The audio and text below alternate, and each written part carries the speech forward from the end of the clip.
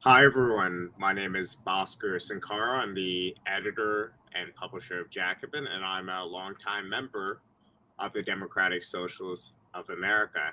And today, on the occasion of the DSA biennial convention, we are doing a panel on the past, present, and future of DSA, how we surged, what was kind of our base that we started from, and how we can continue to grow in the future. And we have some very excellent panelists to join us for this conversation. And as a brief introduction about my own involvement in DSA, I joined sometime in 2007. I think I just turned 18. I went to my first few DSA. Actually, it was a YDS back then, Metro YDS. We had these things. Meetings in New York City where I met Maria and David and a host of other people. And I found within DSA an incredible community of people committed to building a better world, people who acted as great comrades, gave me a lot of guidance, were incredibly committed in very bleak political times to making a difference and working in coalition with broad forces in a country that during those years really didn't seem like it had any sort of future for socialism. And obviously now we're in a much different position. DSA is close to 20 times larger than it was back then, and it's in no part, I think, due to the work of many of the people on the panel, and obviously a lot of you who are participating like all week and devoting so much of your time and energy to this project. And I should say that sometimes I think when we're in relatively small groups, we risk the trap of saying we're in a group with 5,000 members. Now we're in a group with close to 100,000 members. That means that in 5 years' time, we might be in a group with 500,000 members, then 2.5 million members or whatever else. And I think that was a trap that sometimes we could fall into, which is this excessive confidence to think that things are just going to grow at the same rate. But on the other hand, I think we could fall into the other sort of pessimism of not taking seriously how much we've accomplished and how much the fact that DSA and socialism more broadly really exists on the U.S. Political map. So I'm really looking for this. Looking forward to this conversation. And what I'll do is just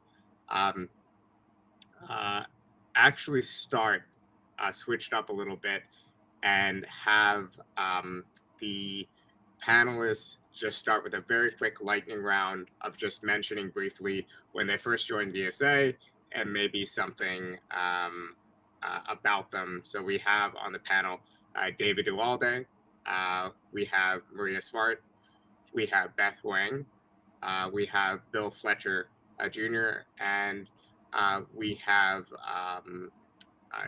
yourself. Yeah. In any case, I think that's a great place for us to start with. How about we start with Beth? Do you wanna jump kick it off? Great. Hi everyone. I'm Beth Wong. I go by she, her, and hers. I'm part of the Boston Democratic Socialists of America, where I'm one of the 2 membership coordinators. I first joined DSA in the week after the 2016 election, when all of us were going through some form of political hangover. And I come from the student movement and was the coordinator of the Student Labor Action Project from 2014 to 2016. Maria, do you want to jump in? Sure. Hi, everyone. Maria Smart, she, her. I'm based in Brooklyn, New York. And I'm DSA's national director. I first joined as a college student involved in the, as we called it then, YDS. And that was in the late 90s, believe it or not, right around the turn of the century. And then I went on to stay involved, also went into the labor movement for about 10 years. And then I became DSA's national director after that. the late 90s, back when The Activist was a print publication, Yes. right? I think I Indeed. got my hands once on one of those old copies. Bill, why don't you jump in next? Thank you, Bhaskar. Bill Fletcher, he, him, live in Maryland. Been on and off a member of DSA for I'm not sure how many years. A friend of mine basically leaned on me, actually a former national director, and said, you know, you need to just do it. And so that's what happened. I come out of the Marxist movements of the 1970s and 80s and have a very different kind of political history than most of the founders of DSA. We can talk about that some later. Yeah, that's a good that's a good cliffhanger or something. I feel like we're the pilot episode just ended. But David, how last but not least, please. Yeah. So hi, I'm David Dualde. I joined the Young Democratic Socialists, as it was called then, in 2003 when I was a college student in Bowdoin, in Maine. I was then pretty active in what was then called the coordinating committee, which is the leadership of YDS. And then I became staff for the youth organizer, which is how I met Bhaskar. And I've held several other roles, both volunteer and staff since then. And right now, I am the vice chair of the Democratic Socialist America Fund, which is a C3 sister organization. And my pronouns are he, him, and I live in central Brooklyn. My most recent chapter before that was Metro DC, which is how I knew Beth and Bill too. All right, so I will avoid the urge to structure my questions in the panel entirely chronological, because I think that'll be a little bit a little boring. So I guess to start with, you all laid out a little bit about how you first encountered DSA, but I guess that since chronologically you're the newest to DSA, even though you're a longstanding member, I'm wondering whether you could describe your first impressions with DSA when you first encountered it. I guess probably when you were doing work with United Students Against Sweatshop and Jobs with Justice, SLAP project and things like that. Like what how did it compare to national student government work and campus labor activism you did in college in your first position with Jobs with Justice? Great. Happy to kick us off with some with much more recent history. I came out of the Wisconsin uprising in 2011, fighting against everything evil that Scott Walker and the Republican Party was doing in Wisconsin, from destroying labor unions to putting in place voter ID laws, gutting the public sector, and generally shortening people's lives.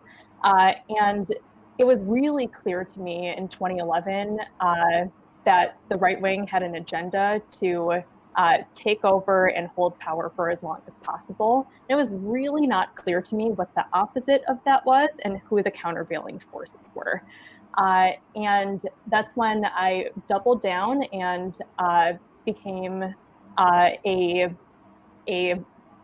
24 hours a day organizer with United Students Against Sweatshops on my campus at the University of Wisconsin-Madison. And after college, I went into the labor movement, and then when I was moving to DC to become the Student Labor Action Project Coordinator, a project of Jobs with Justice and the U.S. Student Association, I met David Duvalde on my first day moving to DC. We were both crashing at Chris Hicks' apartment in DC. And to be honest, I thought YDS was a little bit niche back then. But I did have immense respect for the membership model and the interest in deepening political education beyond just the kind of run-of-the-mill campus activist and campaigning, which so frequently is showing up at the steps of your school's administration building and not doing a whole lot beyond that. But I think the moment when I realized that YDS was something very real was during the Bernie Sanders campaign. And eventually, the Student Labor Action Project, unfortunately, became a little bit out of sync with the missions of both the U.S. Student Association, which was, quite frankly, on life support at the time, and Jobs with Justice. And I was the last SLAP coordinator. And so when I was trying to figure out what to do with the 15 chapters, it really seemed like YDS in 2016 was absolutely on the upsurge with the merger with Students for Bernie. And that's when I really got to know David well. Unfortunately, that did not work. But honestly, in hindsight, in 2021, almost all of the student networks that I have come out of have been in deep decline, whether it's because of grant funding that's been drying up, whether it's because of the toll that Janus has taken on union contributions to student organizations and a litany of other reasons. But YDSA and Student Action, the Student Project of Student Action, are the only two national student organizations on the left that have grown in the past 5 years. Meanwhile, Turning Point USA and the right wing has invested a huge amount of infrastructure in campus student organizing, and that's something that we all should be aware of. You mentioned our membership model, and I think that's something that is very easy to take for granted. The fact that we're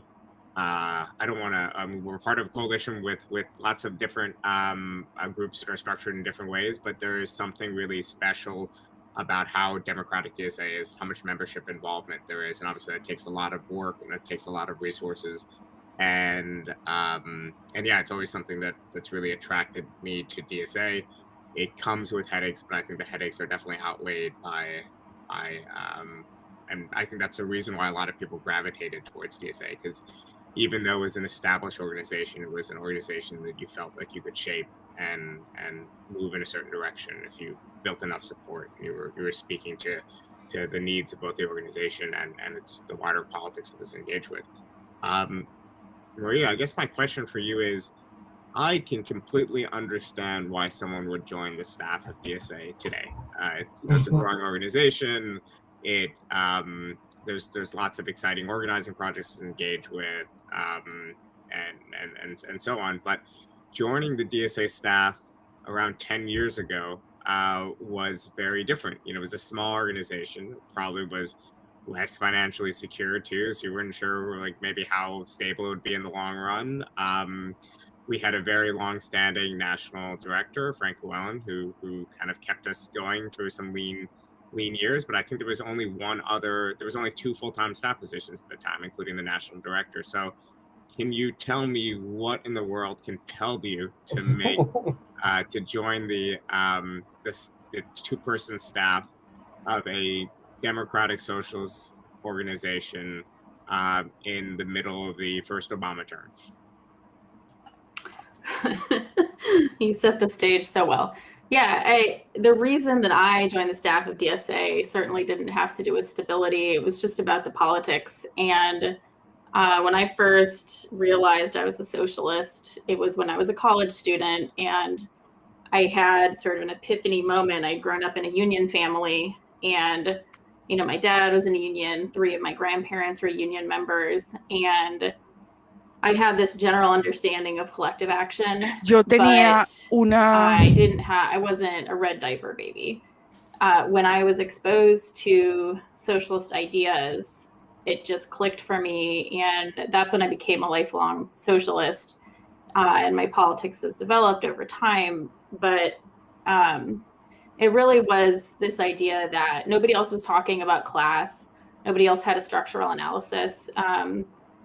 And despite, how DSA was in a moment of decline and sort of on life support because of the politics that had been in existence for 20 years, 30 years, it really spoke to me because I knew, I tell people that I sort of predicted someone like Trump would come along eventually. I realized that when I was a college student, when I became a socialist, I realized that if we didn't basically take back our society, then people would be scapegoated. The power of division was too strong, and obviously, and the solutions were not out there. And so when I think about what happened after Trump was elected, I mean, we can talk more about what it was like when we built up our ability and our power when we were supporting Bernie early on. It was really when Trump was elected that people flooded into DSA, as Beth can attest. And a huge part of that was fear of Trump, but also the desire to go somewhere different. All these foundation funded nonprofits had people just, they didn't have real solutions. They weren't talking about structural solutions. They didn't point out the problems as they existed. And DSA was, we were pretty snarky and small, but we were really talking about the things, the solutions that we needed to enact. And I think that it just felt very important to me. So I was relatively young. I'd been in the labor movement for about 10 years. And I wasn't looking for stability. I really felt this deep need to change the world. And what I saw was the same thing that a lot more people saw later, which is that these politics, which have deep roots in this country and have evolved over time, are fundamentally important. And in the United States, they hadn't existed in a vehicle that had mass appeal for a long time. And it was very important to me to keep that flame alive. And David and I can talk about some of the things that we did over the years that sort of set the stage to enable us to grow when the moment came. So, David, I don't want to jump ahead, but just for the sake of clarification for anyone watching who's maybe new to DSA or still figuring out kind of this structure, you like Maria were on DSA staff, but you also served on the MPC. I know most people probably know the difference, but I'm wondering whether you can, in a nutshell, explain the role of the MPC and the role of staff, and then more broadly, how you see that dynamic evolving from when DSA was very small to now, the challenges of kind of the separation of powers, both in a broader, maybe not necessarily in a broader ideological sense, but at the very least in like a practical sense between the two. I'm not sure if that was perhaps the best, most articulate way of framing that question, but I'll kind of leave it to you. I'm happy to take it from there. And I know that a lot of the convention delegates here will be considering the questions around staffing and the elected leadership, both in their ballots and also in some of the resolutions and constitutional proposals that are coming up. So I'm not going to speak about those specifically, but I'll talk about my time and to kind of give insights into how the roles have changed. So I have been on both, as I alluded to earlier, I've been on both the national leadership of what was then called the Young Democratic Socialists. So that was a smaller leadership, was a 12 young people, mostly students, who were elected at an annual August conference. And then I also after I served as the youth organizer, I then got elected to the National Political Committee, which is gets elected at every convention, is like legally the board of DSA. And I think what's important to remember is two things. So one is it used to be called the National Executive Committee, but they changed the name because they really wanted to express political direction, that it was a body that kind of led the organization politically in between conventions. But as we're talking about, when the organization was 2.5 full-time employees and 1 part-time bookkeeper, if you were an MPC member, you actually did a lot more admin work. So I was chair of personnel committee, which meant I was like the de facto HR for DSA. I led a lot of search processes, including the one that hired Maria, but also hired numerous youth organizers. And so but that was just a role. So while you kind of went in assuming you'd be writing political statements, you're actually doing a lot just to keep the basic functions of the organization going because there wasn't enough staff capacity. And I think as the organization changed, so did the need for the role of the NPC as well. And I remember this distinct moment when Maria and I were dealing with like a crisis where there had been a scandal about a candidate, and I was like, well, and I kind of took a moment to think like, wow, these are real organizational problems that we used to not have. Like our problems used to be like, what's the caterer? No one likes the vegan caterer. Then it was actually dealing with like national politics and being seen. And so our roles, so the staff roles really changed. So the NPC and the NPC had to take on much more political leadership, much more, adjudicating and being involved in the lives of chapters to deal with disputes. Largely, when we were on the NPC, that I think of one instance when this came up, in my time at both staff and on the NPC, if something rose from the chapter level on up to us to have to like intervene, and it just wasn't as dynamic. So I think that's a kind of critical thing for people to think about is like, if you're on a national leader, what is the role that you play, both elected and staff, because they're both leaders in their own ways.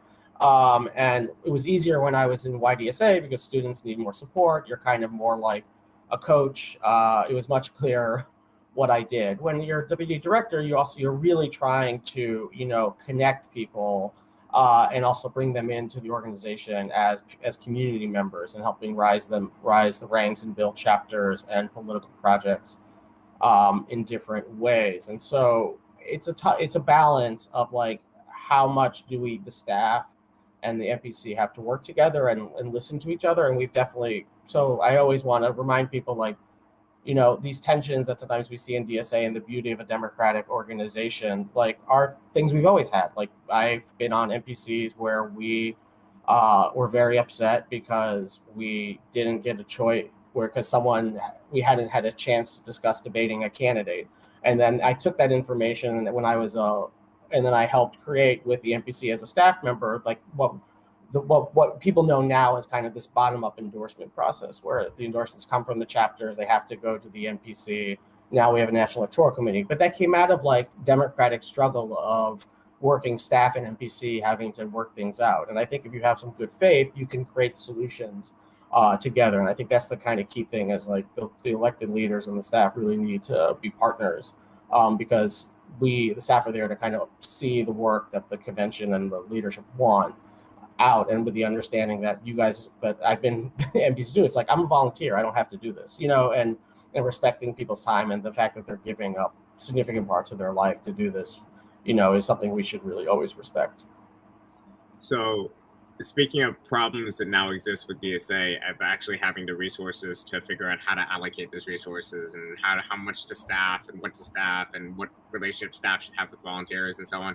I remember when I used to hang around with you around the DSA office in like 2007, 2008, one of our big battles with the otherwise benevolent rule of Frank Llewellyn was over whether we could get like a water cooler or something in the office. Said no money. Said no, tap water is fine. So we would just take our mugs and go to the bathroom down the hall. And DSA rented space actually still rent space in Wall Street. So it's filled with people who are like doing business and commerce and whatever else. We're in the same building. We're in this little socialist, office with a window facing a brick wall at the time. I think the view has maybe improved slightly since then. And walking out to the warm water while people stared at us confusingly.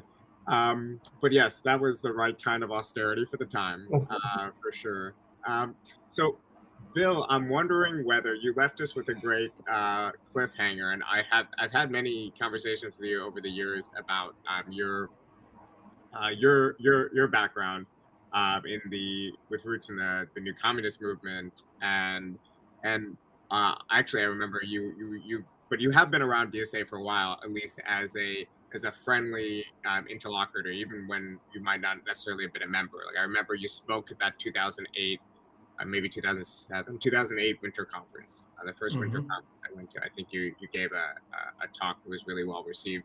So I'm wondering if you could give us your brief impressions of DSA at the time, but also tell us about other socialist organizations, the dynamics of the 2010s, of when there was, I guess, maybe a different sort of constellation of left groups before it seems like DSA was obviously the one to grow and to exert kind of more gravitational pull.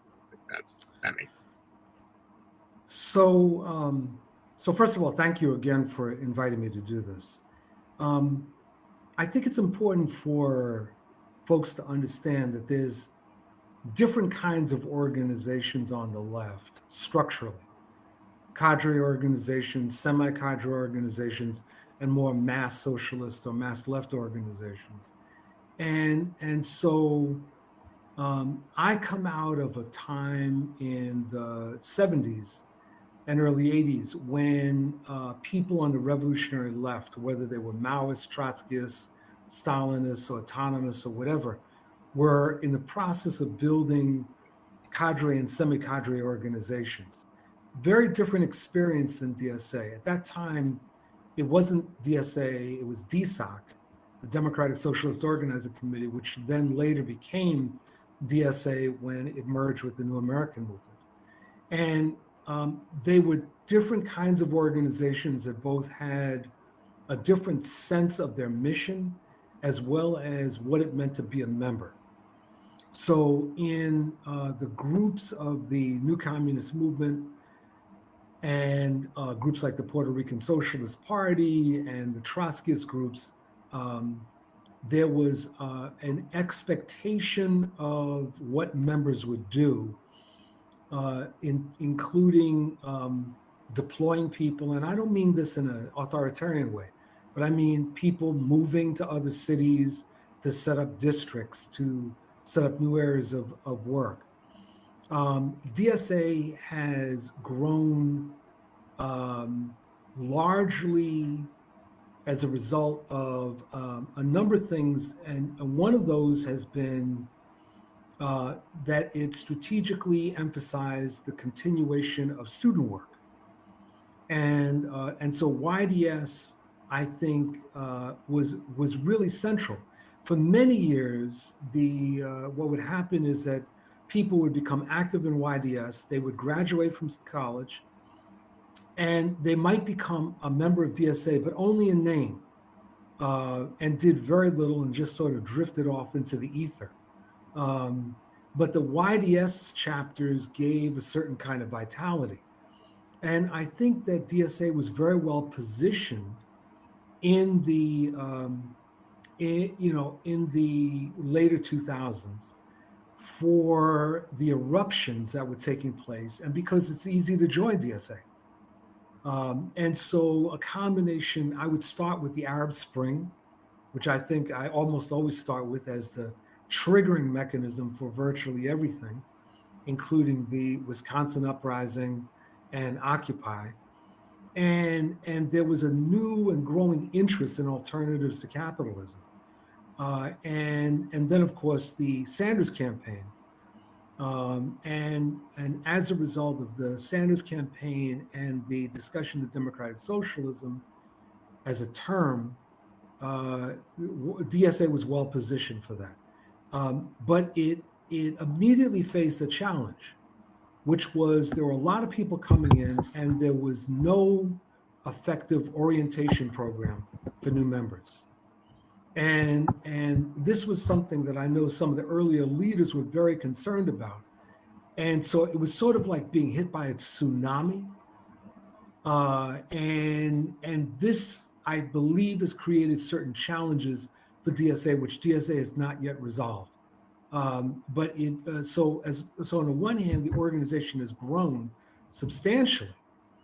But what it means to be a member is to a great extent up for grabs. So, yeah, I don't want to stick too long in the past because like they said on The Sopranos, remember when is the lowest form of conversation. But I'm wondering, since Bill brought up YDS, it kind of does remind me that back then the line about DSA and the broader left, at least, was that YDS was dynamic, DSA itself was stagnant. And I do remember a lot of tension of like YDSers not really liking or being able to integrate very well into existing DSA chapters. That's kind of one reason why we had these metro YDS chapters, which were just an excuse to try to keep people in the DSA orbit without making them join a real DSA chapter. That's maybe a crude way to put what a metro YDS became, at least. But I'm wondering whether, David, whether you or Maria can talk about how that tension was resolved. Was it just simply the fact that DSA ballooned in size, and now the DSA chapters are filled with people who are only slightly older in median age than the YDS chapter, because we're YDSA chapters, because we're a very young organization now? Was it something else? And yeah, David, and also if you want to reflect more broadly on the period of building YDS, because I think you deserve a lot of credit for that. You took it very seriously. I remember the only time I've heard David say a stern word for me was when I was doing very sloppy data entry of like handwritten email lists, like circulated from a sign up. Remember that? And he said, you missed an entry. What if that was our future Lenin? So yes, maybe I deprived us for future Lenin, but yeah, if either you or Maria or Beth or anyone wants to jump in, please do. Maria, do you want to go first? Because I have some specific things, but I want to give you a chance. Sure. So this question of how to build an intergenerational movement is really key, and what I think that still challenges us today, although it's the inverse. At that time, the dynamic you described was absolutely true. And David was a few years younger than me. I still am a few years younger than you, but yeah. Indeed.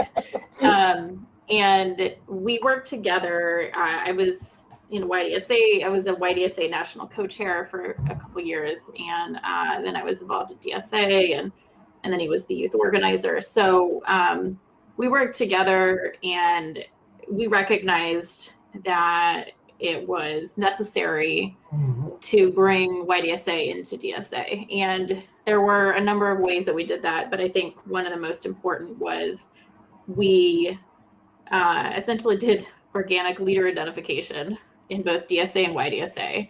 And we set up summer retreats where we would bring in both young people and the more experienced older folks to just build relationships, and we would read text together and socialize together and talk about organizing together and do trainings.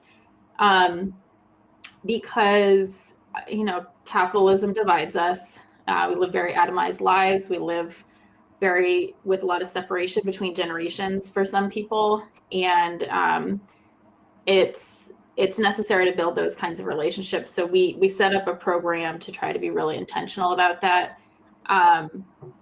And that was, part of a broader set of things that we did to both bring YDSA and DSA together, and also help DSA address some of its own structural issues, so that would be a place that could take in new people.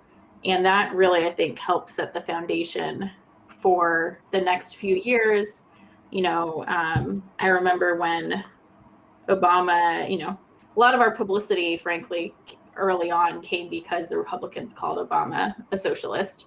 And I remember us doing an intergenerational contingent at a big rally in Washington. And we had a gigantic banner that said, "Obama's not a socialist, but we are." And it was like another part of that intergenerational building that we did, which took years. But I really do credit that with making it possible for us to grow slowly, slowly start growing, and then create a foundation that was able to sustain the tsunami, which definitely came after Trump was elected. Cool. And can I chime in? So what I want to reflect on, jumping off of what Maria said, was that, and to put it in context for today and to think about the future, is that DSA has benefited tremendously through its hard work, but also these giant growths in membership from events that are out of our control. Trump getting elected, AOC getting elected. I mean, we had a role in that, but these are like things that attract lots of people. And really until the membership drive, which was a success and bringing in a lot of people, we hadn't done some of these strategic kind of planning. And so when you're a small organization, you can't rely on these outside external events. So you have to plan more ahead if you want to survive, much less just exist. And so the example I'm going to give, so Maria talked about building these organic these trains, and I'll add, like, we did them every other year. It was in between conventions, and we stopped doing that. But a lot of people who did that are YDSA leaders now. And similar to what Bill mentioned earlier, there's lots of people who were in YDS, that's what it was called then, who then, when Trump got elected, rejoined, our chapter leaders now, our delegates, but hadn't been, so like just that level of sowing the seeds really blossomed. And also, sometimes you just also have to take a pause and think organizing. So like when I was the YDS organizer, I inherited 4 chapters. Can you imagine an organization of 4 chapters now has 120? And what I said was I couldn't just organize everywhere. I was one human being, it was, and so what I said was I ended up just focusing on like students colleges without a strong left presence. So the YDSA chapter could be the only game in town. And I found chapters who were clubs, specifically clubs who were like independent socialist groups, like I had been at Bowdoin, and got them to affiliate. And that grew the organization to 12 chapters. I mean, it sounds like nothing now, but I mean, it was actually a big deal. And what I'm trying to instill is like the role here sometimes in these moments when our membership is plateauing is not to look inward and be like, what are we doing wrong? It's just sometimes it's just the political environment. There was no way, and I've given this talk to YDSAers, there's no way for us to be 100 chapters 12 years ago. Just the political climate wasn't there for that. But there was ways to grow and be strategic about it. And I think as we go into the future, we have to start coming together as an organization and being like, how do we reach out to others and not just look inward and what we're doing wrong, and think about also like, how do we build? And I'm just going to pause. I know Beth wanted to get in as well. Yeah, that's so interesting hearing about what YDS was as someone who wasn't involved in YDS, but was adjacent to it. That so many YDS members are now DSA leaders. That makes a lot of sense. And similarly, I was the one national organizer for a national student network and was able to grow SLAP also from 4 real chapters to 15 chapters. And I can't even imagine managing or coordinating 120 chapters. Like, that is actually really incredible. And I think what is really interesting now is that not only is every serious YDSer back in the day, but every serious USASer, every serious SLAPtivist, every serious USSA alumnus are all in DSA now. I remember the 2019 convention just felt like a big reunion of the student movement from 2010 to 2013. And that's actually a huge reason why I joined in 2016, is I just saw lots of everyone who I thought of as a serious organizer from the student movement from the early 2010s seemed to have been in DSA in 2016. And so, for all of the faults of how we onboarded people and more, like, we actually did recruit some of the most serious and committed student activists and student movement alumni from at least the early 2010s in that 2016 membership boom. And I think that's done a lot to shape what DSA is now in 2021. So I want to shift to some both more forward-looking, but also slightly more contentious in a good way, like interesting questions. Don't worry, I'm still a softball interviewer. This is Jill Stein once said I was a softball interviewer in the best way possible after finishing the year. I asked lots of like Oprah questions of like, so like, how is this feeling? You're doing all these things or whatever. Anyway, so Bill, I'm wondering whether you could talk a little bit about. Okay, so now DSA is in a different situation than it was in the past. It is a much larger socialist organization in membership than any other existing socialist organization on the U.S. left. And yes, you made a very crucial distinction between cadre-based organizations and what it demands of members, like the criteria for membership, and a more broad membership organizations. But even factoring that in, probably if you break down, the numbers, there's many more times DSA cadre or DSA very, active members than other socialist organizations. So I'm wondering, how does that change the way we should think? And I know this is kind of like, I know you're a DSA member, but this is kind of giving us advice as someone who has also been outside of the actual DSA milieu. How should we interact and collaborate with other groups? Does this change the way we think about collaborating with groups on the socialist left? Or maybe let's start with the socialist left in particular, because I do feel like there was a moment where it'd be pretty easy for us to say DSA, CCDS, maybe the CP, Friso, whoever would sit down and maybe we could organize a convention together, or maybe we could do something, kind of as co-equals. Now the DSA has so much more membership and gravitational pull. Does it make as much sense to think about it that way, of being equal members in a coalition? So yeah, I figured that'd be a good question to pose you. No, it's a great question. So I think, Bhaskar, that part of the problem is that DSA historically has never been able to figure out its relationship to the rest of the left. When it was in the low thousands, one of the things that I found myself often doing when I would speak with DSA folks was try to encourage them to engage with other folks on the left. And I frequently got a response like, well, do you think anyone else would be interested in what we have to say? Or there would be a sort of very polite sectarianism towards the rest of the left. As DSA has grown, I think that there's a tendency within DSA that I saw in the CP historically, which was to identify itself with the left. In other words, the left is the CP is the left. And in this case, the left is DSA is the left. And I happened into an NPC meeting before Bernie Sanders announced his candidacy. And there was a discussion going on about DSA's relationship to the projected Sanders candidacy. And what struck me was that there was no discussion about two things that I thought of real importance. One was down ballot elections, and the second was the rest of the left, and whether or not DSA should engage with the rest of the left on an electoral strategy. And my conclusion has been that there is an absorption orientation within DSA. That is, to some extent, the organization has not decided whether it's a federation or an organization. And the second is, if it's going to grow, does it grow by absorbing, sort of like the Borg in Star Trek? Or does it grow by uniting?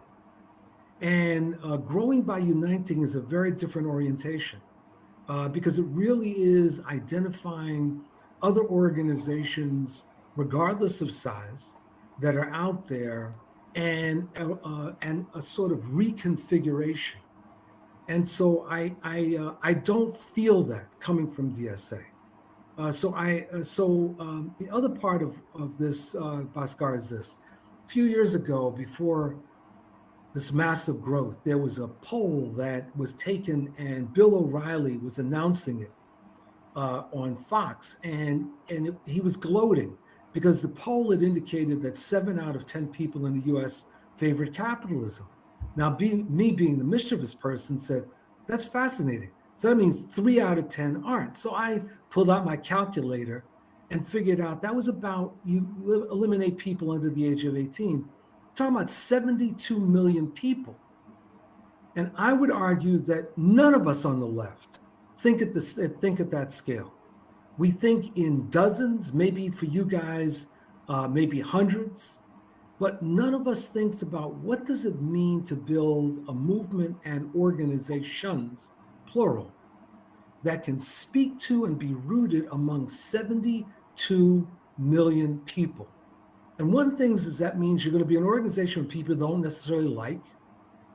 You're going to have a mechanism for resolving differences that don't come down to shooting people at central committee meetings and purging folks. That you have to figure out a way of identifying what are the necessary points of unity that are essential for an organization that's going to operate at that scale. And also that there may not just be one organization, there may be multiple organizations. And we've got to figure out how to work as comrades, as opposed to corporate competitors. So, Bill, I think those are great comments.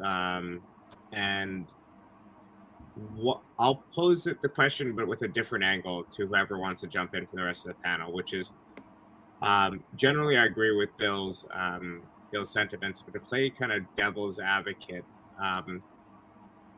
often I feel like organizations like DSA, which are particularly democratic, which are particularly open, can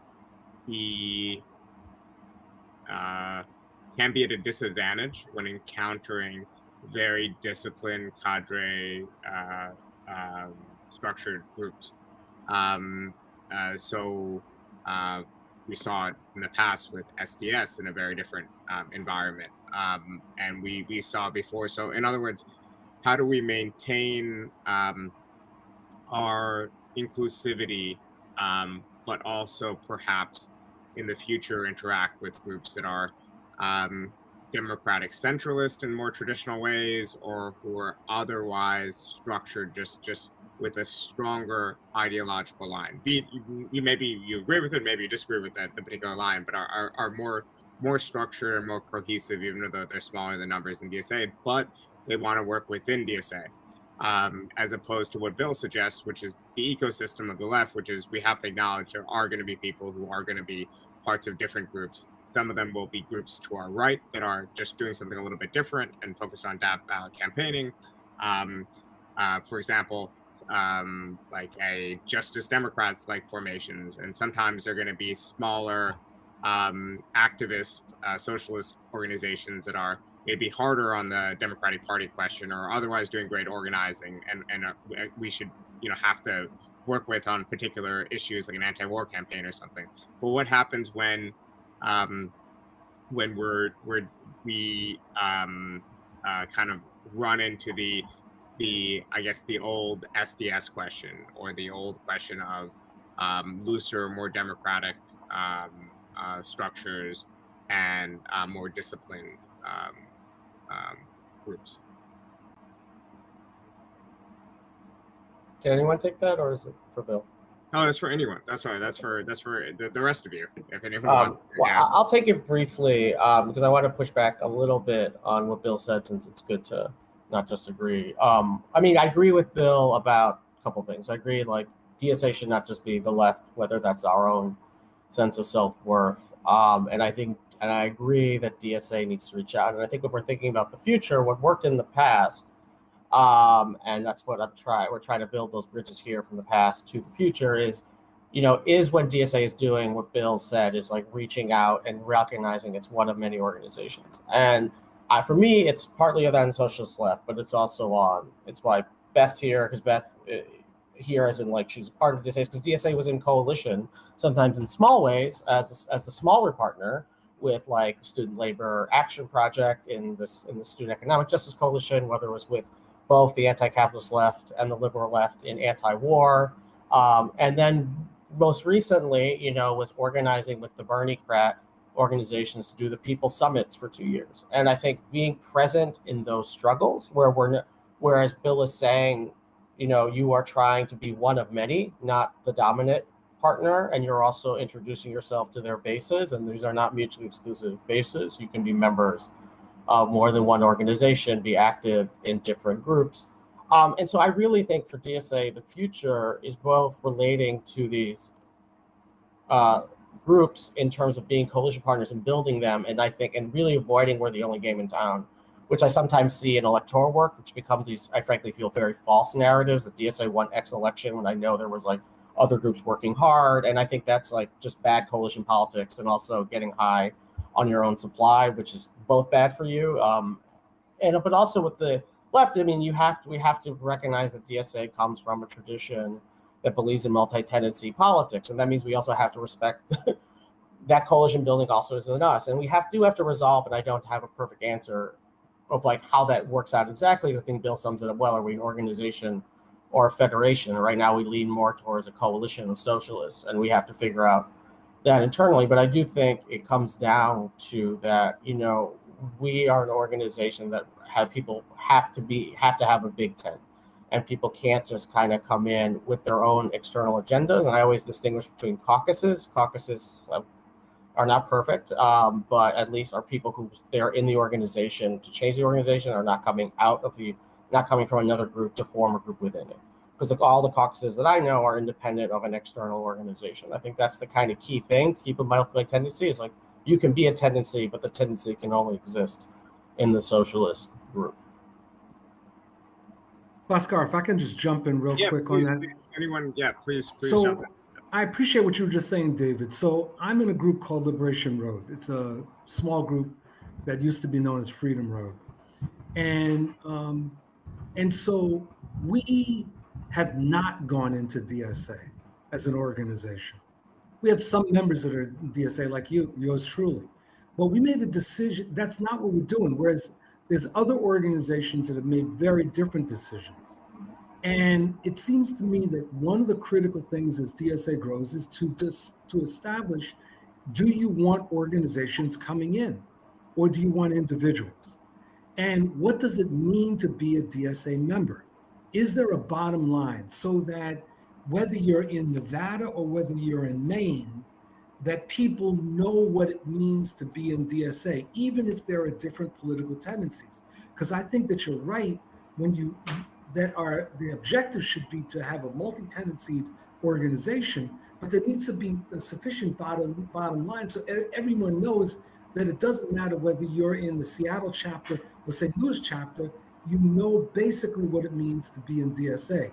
And that becomes critical. The other thing that becomes critical, and I would really just double underline this, is that for DSA desperately needs clarity on racism and national oppression if it's going to grow. If it's going to grow past where it is now, it's got to establish much more clarity. And there's a line struggle that's going on within DSA that sometimes is subtle and sometimes is less subtle about the strategic significance or insignificance of issues of racism and national oppression. And I would argue when you look at the United States as coming out of a settler colonial state with racial slavery, that building unity around this lays the foundation, I believe, for the organization taking major steps forward, regardless of whether it's a federation or one cohesive socialist organization.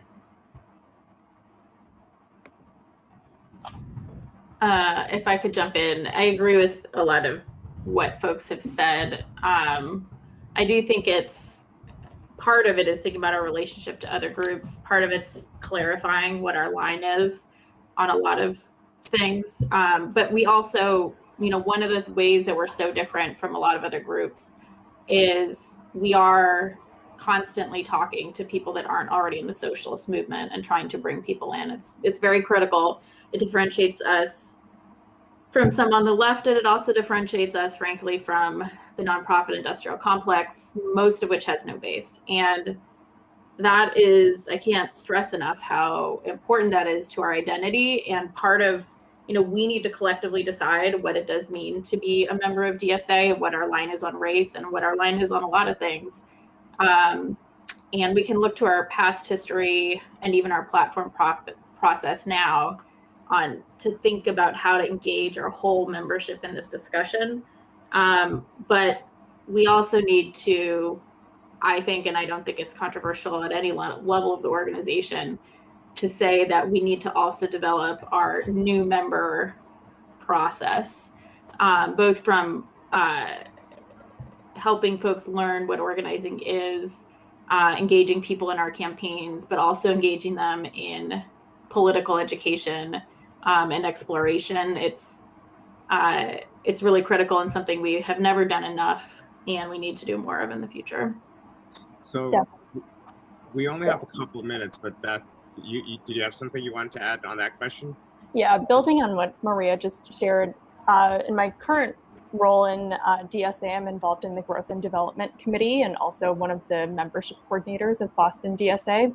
Honestly, the most difficult existential question that I faced in the past year is we have this section called "What Does It Mean to Be a Member" in our new member orientation in Boston, and it's just a grab bag of what people want to, of what people tell us when we ask new members, what does it mean to you to be a member of DSA? I think being able to establish some consistency that restores a sense of agency and collective action to people who are becoming more and more jaded by just kind of passively seeing their Twitter just scroll by every morning, evening, and in between. And so I think being able to more clearly and consistently define what it means to be a member, have some clear expectations, is a key way that we move forward as DSA in our continued growth, whether that's through a membership drive, a dues drive, or more in the coming 2 years.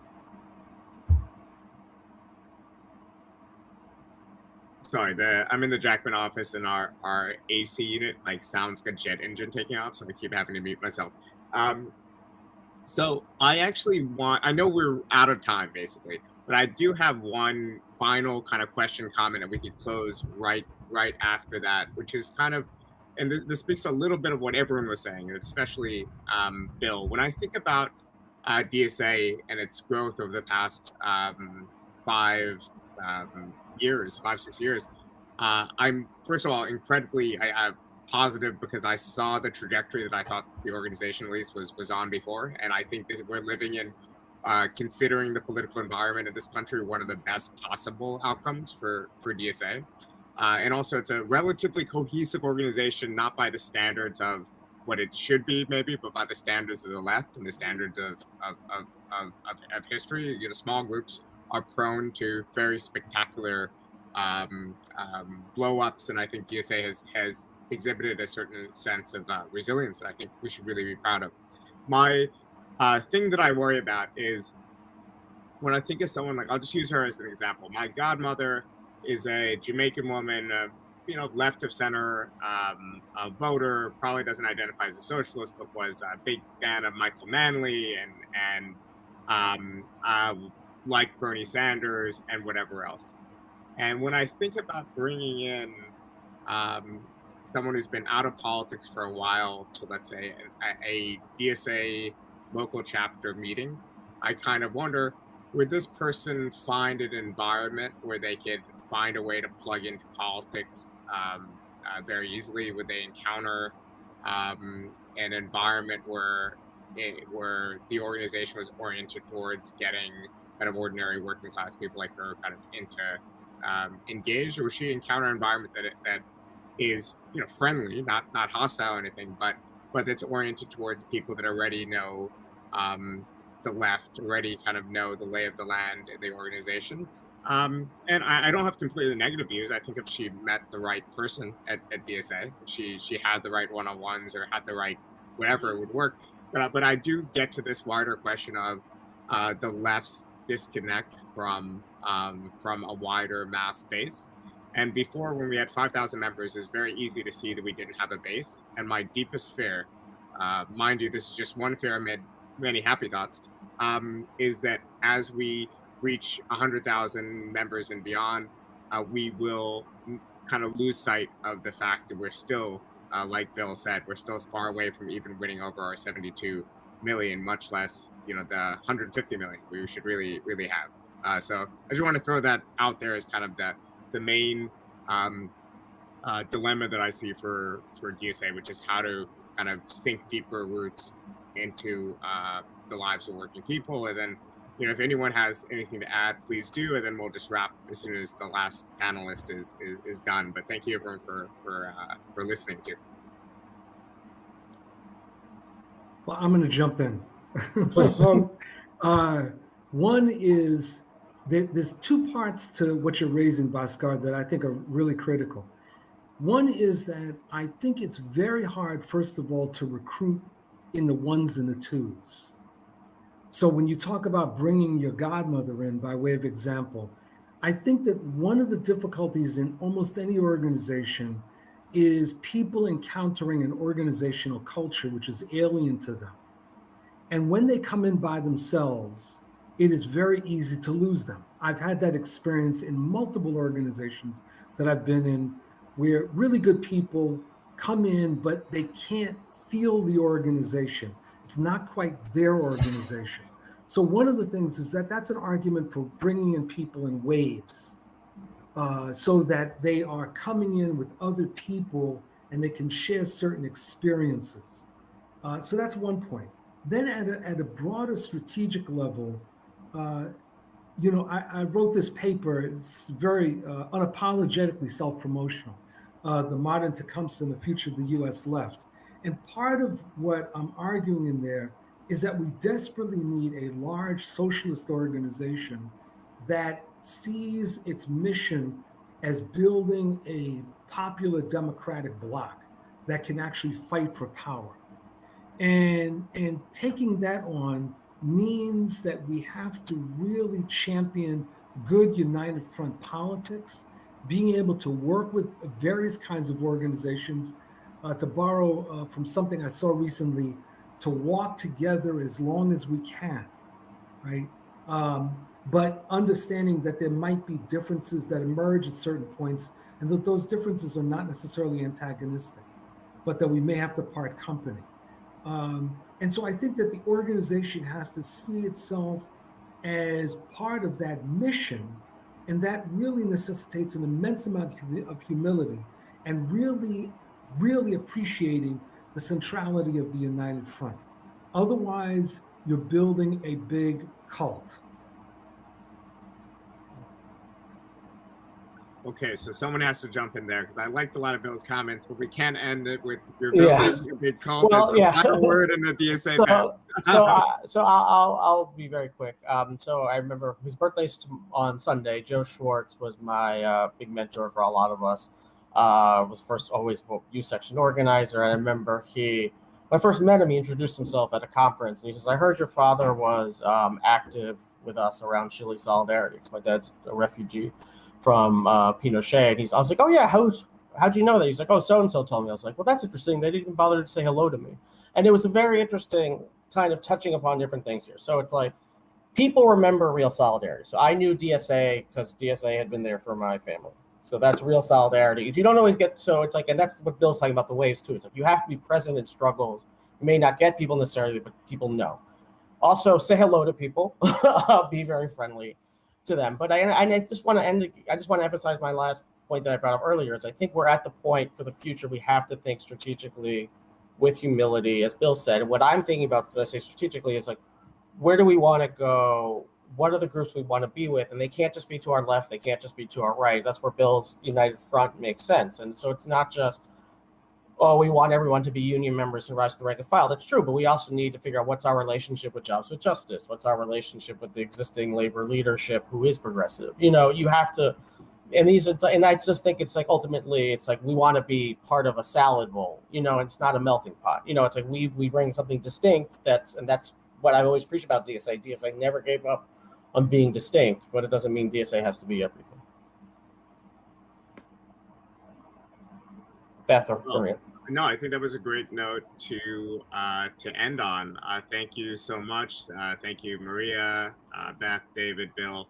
It's been a wonderful discussion. I hope everyone involved with first of all, to everyone involved with the DSA National Convention, from staff to all the delegates, thank you so much for your work keeping the organization going. And I really am excited to see what the next few years have in store for us. There will be a lot of challenges, but to at least have the chance to intervene in political life and to improve the lives of working people.